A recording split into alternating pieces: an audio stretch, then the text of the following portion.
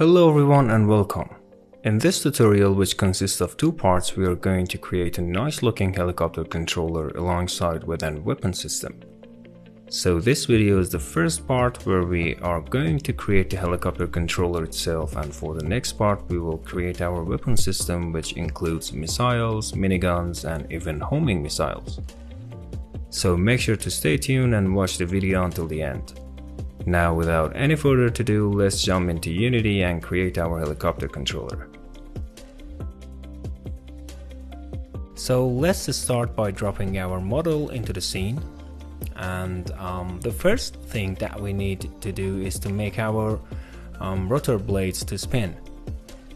This helicopter controller contains two scripts. The first one is responsible for our blades rotation, and the second one, which is the main one, is for handling our helicopter characteristics and the overall systems. Okay, let me just delete these pre-made scripts and create the fresh and new ones and attach them into the model. So let's create our first C# script to handle blades rotation. Let's name this one blades controller.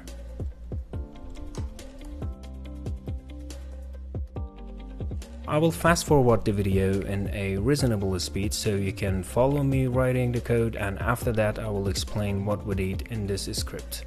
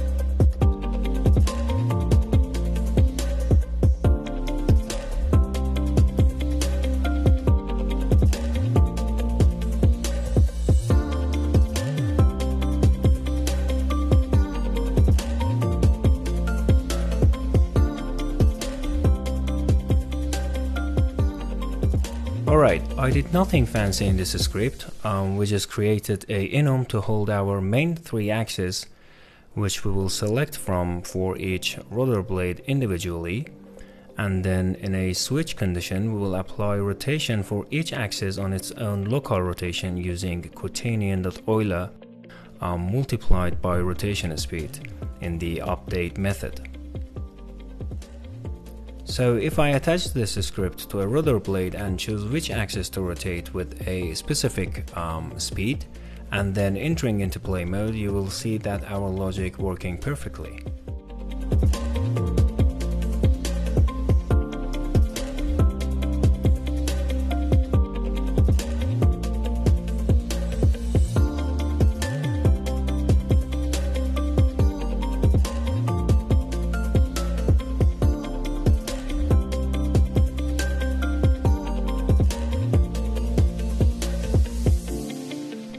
Now that we have our blades rotation system up and running, let's make the rotation speed to a public get and set float variable, so we can access this variable from another script, which in our case is from the helicopter main controller script.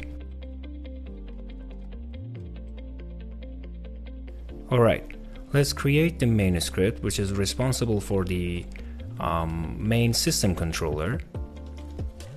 Let me name this one maybe helicopter main engine, and like the previous script, I will fast forward the video and be back after finishing the code.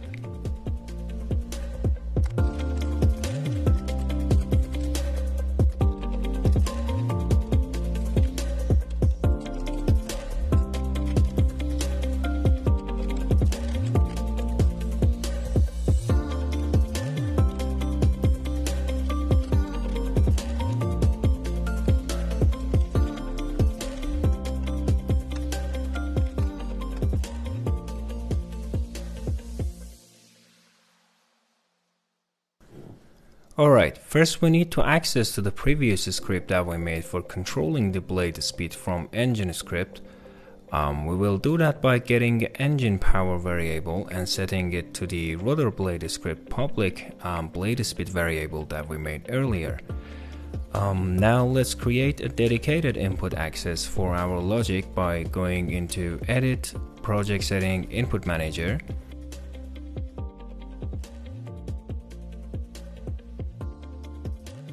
Let's name this one throttle and put T on the positive button section.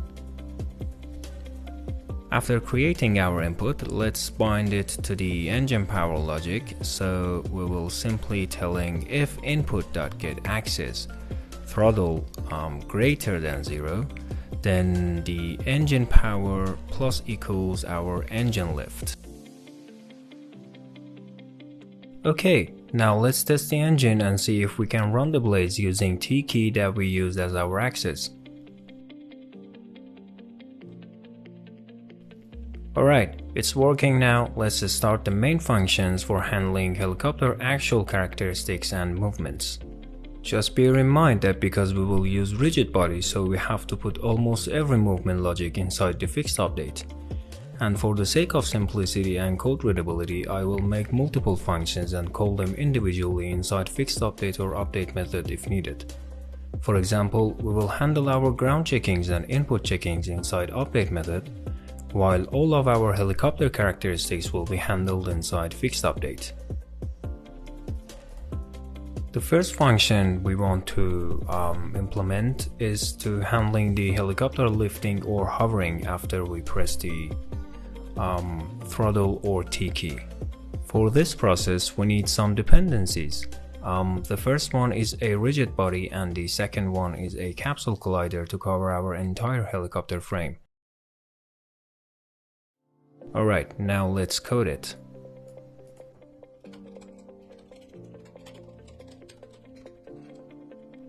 The first thing that we need for our hovering function is to cache and access our rigid body inside the start method and then create a float as our effective height, which will determine how far our helicopter would go in the up direction.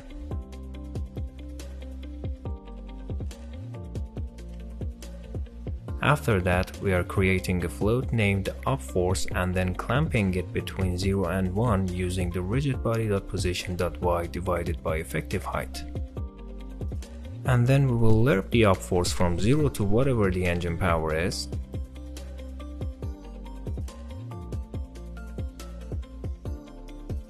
And finally we are adding the relative force to our rigid body in the up direction multiplied by the upForce amount to make our helicopter lift up and hover.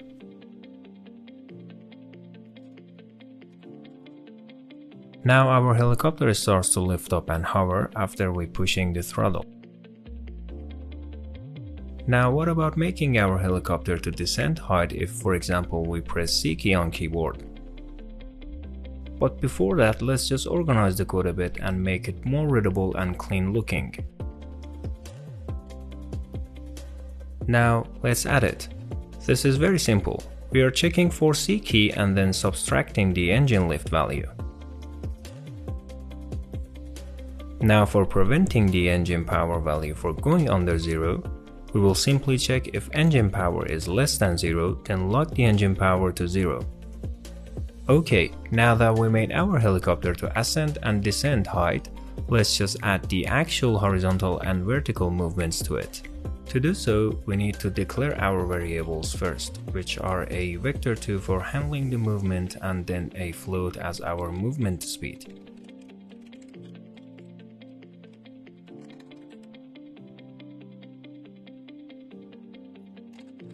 And finally, we need to implement the inputs for movements, which are the horizontal axis and vertical axis.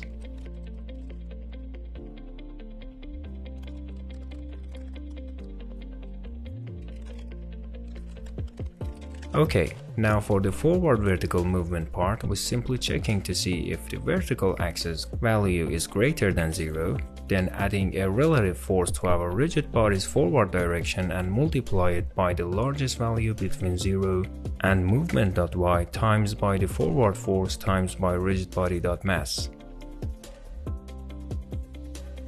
And the same for backward vertical movement, but this time we will check to see if the vertical axis value is less than 0, and then instead of using rigid body's forward direction, we will use the back direction and put a minus behind the movement.y variable, and finally multiply it by backward force.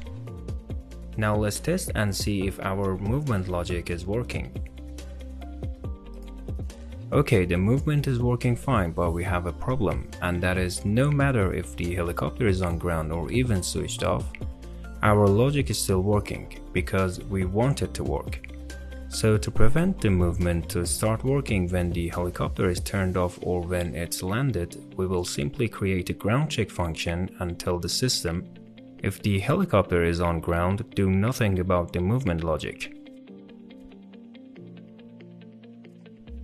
The first thing we need is a public layer mask to choose which layers should detect it as ground and a float as the distance between the helicopter and the ground. And finally, a boolean for our checkmark.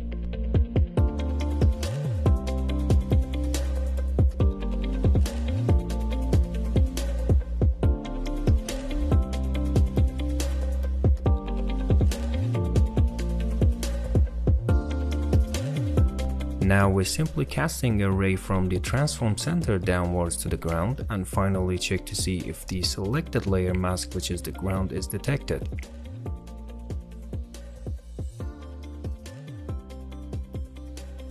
And now we have the distance between the helicopter and the ground 0. So we will use the extracted distance value and check to see if the distance to ground is less than the height of the helicopter transform.y position.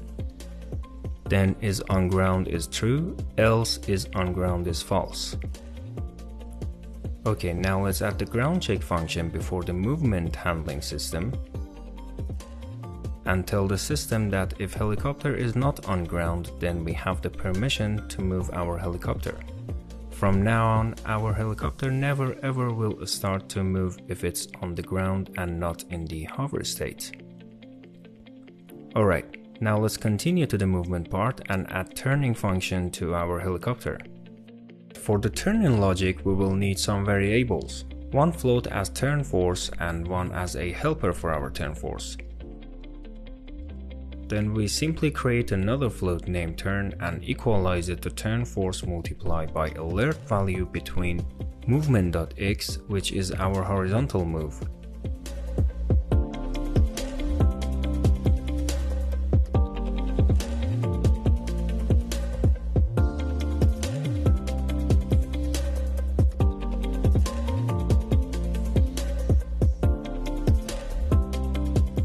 And finally, by adding a relative torque to our rigid body's y direction using that turning value that we get multiplied by rigid body.mass, we will make our helicopter to turn when we press horizontal axes. Okay, let's test the turn function. And yes, it's working. Now I'm going to add a tilt function to our helicopter model. So when the player starts to move, our helicopter will be tilted a bit to that specific direction of move. Okay, for our tilt process we need a couple of variables, one vector2 for restoring the horizontal and vertical axis, one float for the forward tilt force and one for our turning tilt force.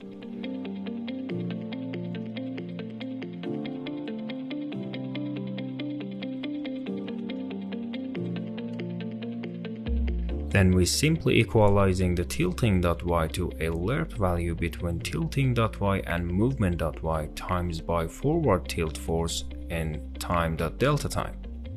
And the same for the tilting.x, but multiplying it by the turn tilt force instead of forward tilt force. Finally, we are adding these extracted values as a quaternion.Euler to our rigid body's local rotation.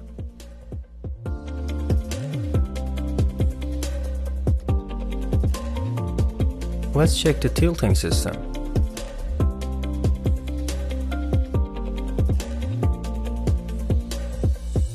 Oh, we have a problem. We almost forgot to equalize the turn tilt helper amount to a value. Let's equalize it to maybe 1.5f. And yes, it's working perfectly now. For finalizing our movement part, we are going to make two conditions for our movement. As you might know, in this method, we're simply telling the system to speed up the engine if we push the throttle. But there's a problem with this method. And that is, as you can see, if we push throttle and release it, the engine power remains on the latest frame value, and that will cause our helicopter to increase the height level forever even if we release the key. But we want the helicopter to start maintain the height and hover when we release the key. So here's the solution. Just add an else if statement after the throttle condition to check if throttle value is less than 0.5 and helicopter is not on ground. Then stabilize the engine power by lerping the current engine power to 10 in a certain amount of time. This way, if we unpress the throttle, the helicopter starts to hover instead of going up forever. And the other condition is to stabilize the engine power so the helicopter won't descend height caused by the tilting process.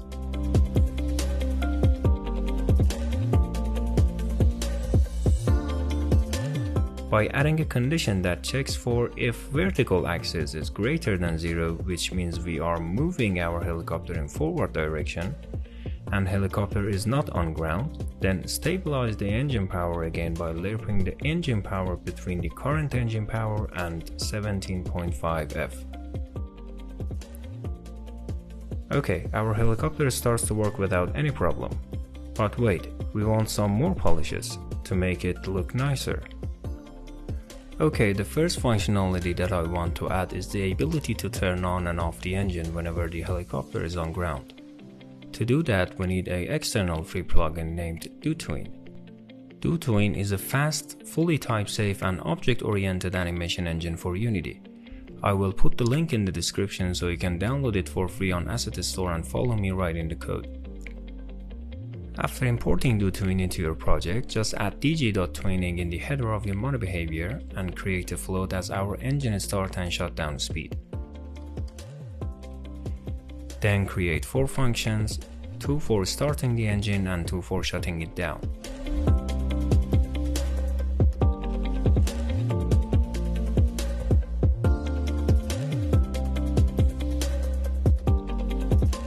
All we want to do is to lerp the engine power value from 0 to 8 for starting the engine and then from 8 to 0 for shutting it down. The Dotween.to function is similar to Unity's math.lerp function, but in my opinion is much smoother and cheaper, also more accurate.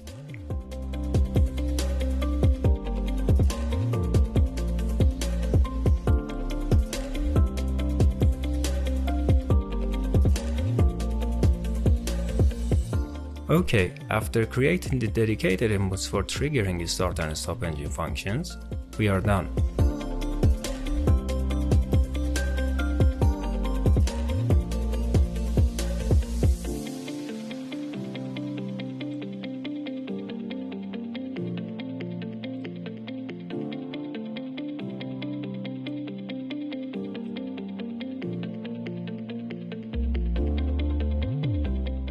Let's implement another functionality for our helicopter controller, an event system, so we can invoke methods on helicopter takeoff and land. We will simply do that by adding using Unity engine.events and then create 2 public Unity events, on takeoff and on land. And finally, a boolean named is first time for preventing the event to be invoked more than once, because we are using it in update method. To complete our invoke system, we are simply checking if is not on ground and is first time, then invoke our onTakeoff event and make the boolean to false, and the vice versa version for invoking the onLand event.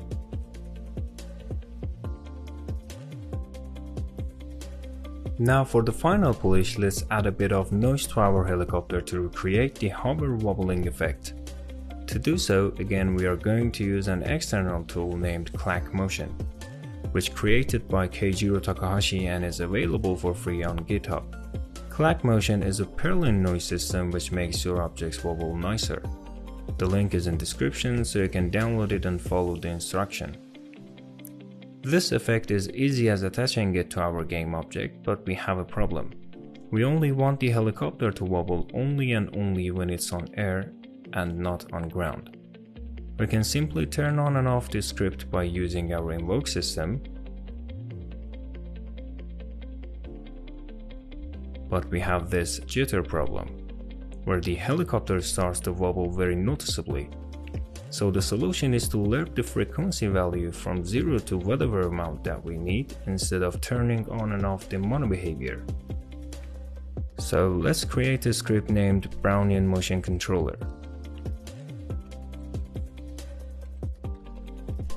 We're going to use Dotween again.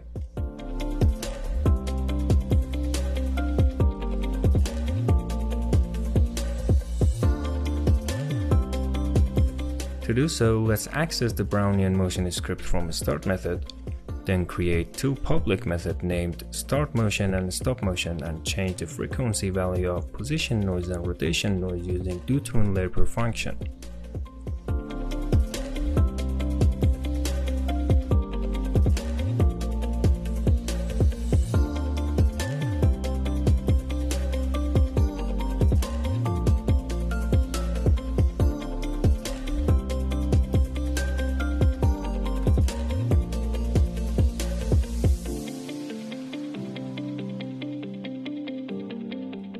Finally, add Brownian motion script to our helicopter model.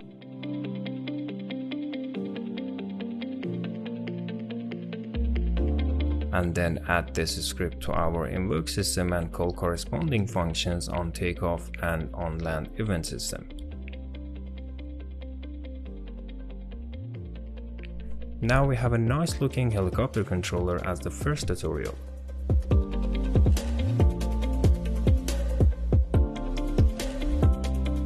As I said, for the next part of this series, we are going to add a weapon system and a dynamic responsive camera system for it. So make sure to subscribe to my channel if you didn't and stay tuned for dozens of incoming content. So yes, that's it for today's video. I hope you guys enjoyed this one, and until the next one, be safe and cheers.